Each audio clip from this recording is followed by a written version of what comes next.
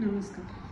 Parenting टिपच्या या नवीन भागात तुम्हा सगळ्यांचं पुन्हा एकदा खूप खूप स्वागत. तर मागच्या भागात आपण बघितलं की मुलांना आपण किती वेळ दिला पाहिजे आणि का वेळ दिला पाहिजे. तर ह्या भागात आपण बघणार आहोत की मुलांसोबत आपलं वागणं कसं असलं पाहिजे. तर वागणं म्हणजे काय? मुलांना आपल्याला असं वाटतं की मूल लहान आहे, त्याला काहीच कळत नाही. पण खरं सांगायचं ना तर मुलांना सगळं कळत असतं. 1 वर्षाचं मूलसुद्धा सगळं समजतं. त्याला आईच्या आवाजावरनं, त्याला आईच्या चालण्याच्या बोलण्याच्या रोखावरनं सुद्धा सगळं कळतं.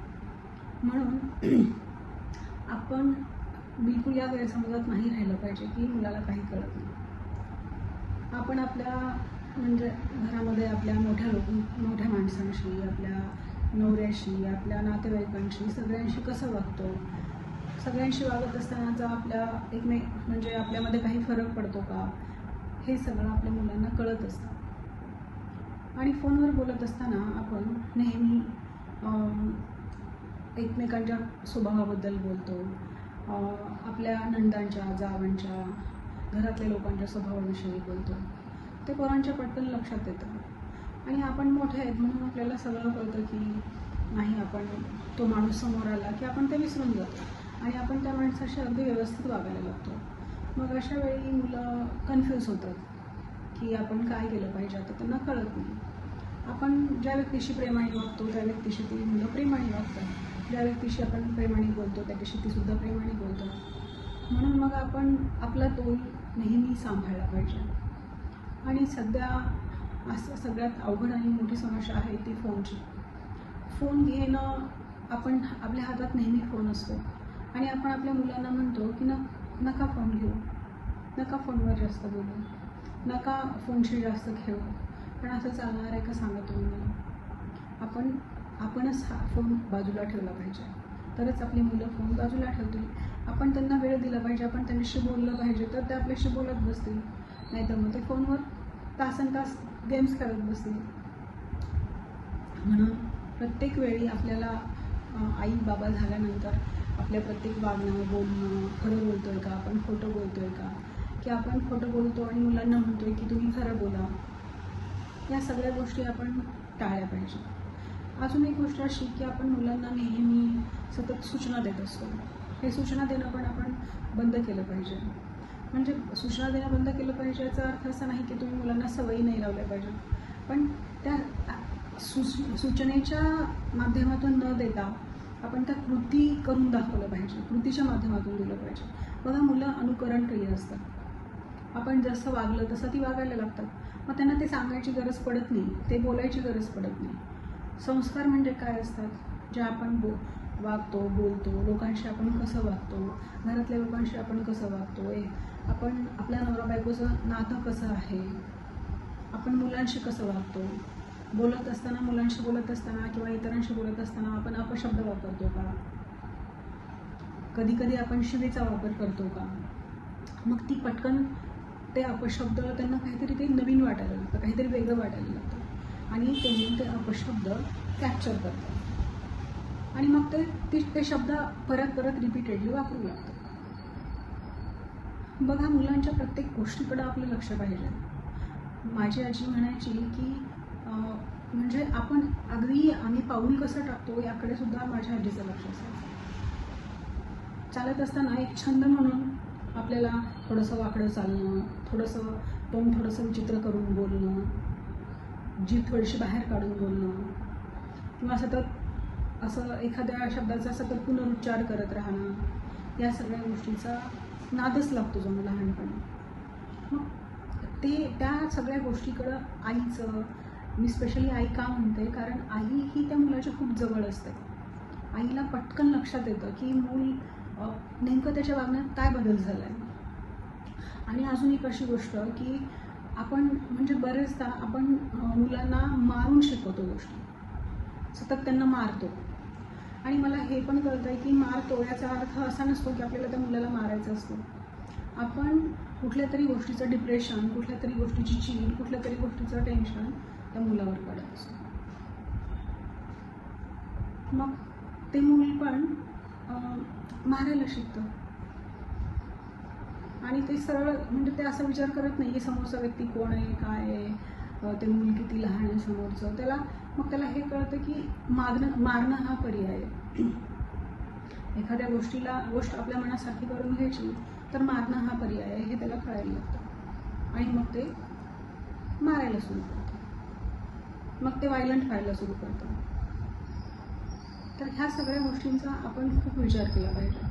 आणि जर समजा राग येणं, आपण नेहमी म्हणतो की राग येतो, मला राग येईल, मग त्याला पण कळायला लागतं की राग नावाची पण काहीतरी गोष्ट आहे जी येऊ शकते, आणि राग आला की आपण काहीही करू शकतो हे त्याला कळायला लागतं. मग राग आला की आई राग आल्यानंतर मारते, बाबा राग आल्यानंतर ओरडतात, मग ते पण राग आल्यानंतर मग मारायला लागतं. कधी कधी हे असं करताना पण मी बघितलंय की मूल आईला पण मारतं, बाबांना पण मारतं. मग अशा वेळेस त्याला पुन्हा करेक्ट करणं आपल्यासाठी किती अवघड जाईल. मग मारणं हा पर्याय नाही, बोलणं हा पर्याय आहे, समजून सांगणं हा पर्याय आहे, अनुकरण हे पर्याय आहे. ह्या सगळ्या गोष्टी त्या मुलांना कळल्या पाहिजेत. जेव्हा तुम्हाला राग येतो, म्हणजे साधारण सगळ्यांनाच राग येतो, पण राग येतो तेव्हा आपण कसे रिॲक्ट होतो. समजा आपल्याला राग आला आणि आपण डोळे बंद करून डोळे मिटून 5 मिनटं बसलो, शांत बसलो, काहीही न बोलता काहीही रिॲक्ट न करता आपण 5 मिनटं बसलो, तर ते मूल पण मग तसंच करायला लागतं. मग ते राग आला, त्याला वाईट वाटलं एखाद्या गोष्टीचं की मग ते शांत बसायला लागतं. तर सांगायचा मुद्दा असा की अनुकरण करणं हे मुलांच्या स्वभावात असतं. म्हणून त्यांच्यासमोर आपण आपलं वागणं हे कसं असलं पाहिजे हे खूप विचार करून ठरवलं पाहिजे.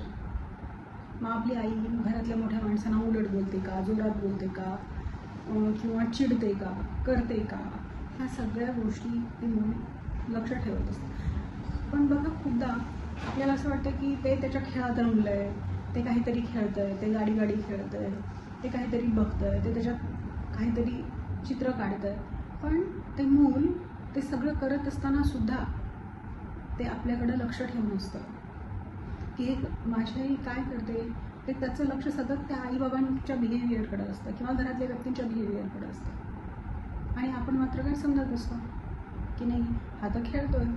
मग आपण फोनवर बोलत असताना आपल्या ओघामध्ये काहीतरी बोलून जातो, काहीतरी सांगून जातो, कुठल्या तरी व्यक्तीविषयी काहीतरी बोलून जातो. ह्या सगळ्या गोष्टी आपल्याला खूप बदलल्या पाहिजे. आणि घरातलं वातावरण कसं आहे यावर डिपेंड असतं की मुलाला त्या घरी येण्याची ओढ किती आहे. आई बाबा एकमेकांवर किती प्रेम करतात आणि मग ते आपल्यावर किती प्रेम करतात. असं नाही की आई बाबा फक्त आपल्यावरच प्रेम करतात आणि त्यांचं एकमेकात पटत नाही, हे पण त्या मुलाला आवडत नाही. मग त्या सुद्धा गोष्टीचा मूल विचार करतं, टेन्शन घेतं, अगदी लहान असताना सुद्धा. मग त्याला ते कळतं की या दोघांचं पटत नाही, मग त्याच्या बालमनावर त्या गोष्टीचे परिणाम व्हायला लागतात. आणि मी असं नाही म्हणणार की प्रत्येकाचं पटतंच असं नाही एकमेकांशी, पण त्यांना ते गरजेचं आहे की आपण त्याला दाखवतो कसं, म्हणजे ते त्याच्यासमोर आपण वागतो कसं. नुसता अभ्यास करणं, होमवर्क करणं, शाळेत म्हणजे त्याचा रँक कुठला येतो हे बघणं, त्याला मार्क किती कमी पडतात हे बघणं, हेच आपलं काम नाही. तर ते एक ते व्यक्ती म्हणून कसं तयार होते, माणूस म्हणून त्यात काय काय बदल होतात आणि काय बदल झाले पाहिजेत. एखादी चूक झाली तर त्याची माफी मागितली पाहिजे. ह्या सगळ्या गोष्टी आपण वागून दाखवल्या पाहिजे. तर प्रत्येक आईवडिलांनी त्यांच्या वागण्याचं, बोलण्याचं खूप काळजीपूर्वक विचार करून, काळजीपूर्वक त्या गोष्टीचं लक्ष ठेवून वागलं पाहिजे, जेणेकरून आपल्या मुलावर त्या गोष्टीचे परिणाम वाईट होणार नाहीत. आणि कसं गोष्टी ते शिकतं लवकर, पण नंतर जेव्हा आपल्या लक्षात येतं की आपल्या मुलाला ह्या सगळ्या गोष्टीचा त्याच्यावर वाईट परिणाम झाला आहे, चुकीचा परिणाम झाला आहे, आणि आपण जेव्हा त्या सगळ्या गोष्टी करेक्ट करायला जातो तेव्हा मग आपल्याला कधीकधी आपलं आयुष्यही कमी पडतं, पण त्या गोष्टी बदलत नाहीत. कारण त्याचं मन ही कोरी पाटी असतं. त्या कोऱ्या मनावर, त्या बालमनावर, त्या कोवळ्या मनावर त्या गोष्टीचा एकदा स्टॅम्पसारखं पक्क्या गोष्टी मनात बसल्या तर त्या निघणार नाही आहेत. आणि समजा जरी निघतील तरी त्याच्या मनावर त्या गोष्टीचं एक पुसटशी एक चित्र बनून राहिलेलं असतं. जरी आपल्याला वरकरणी असं वाटत असलं की नाही ते आता तो विसरलाय, आता त्याच्या लक्षात नाही आहे ती गोष्ट, पण असं बिलकुल समजू नका. मुलं प्रचंड हुशार असतात. म्हणून आपल्याला ही पुढची पिढी घडवण्यासाठी आपण आपल्या स्वतःचा तोल कसा सांभाळायचा हे शिकलं पाहिजे.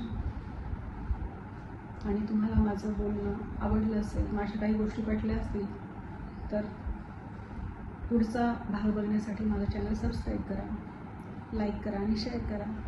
थँक्यू.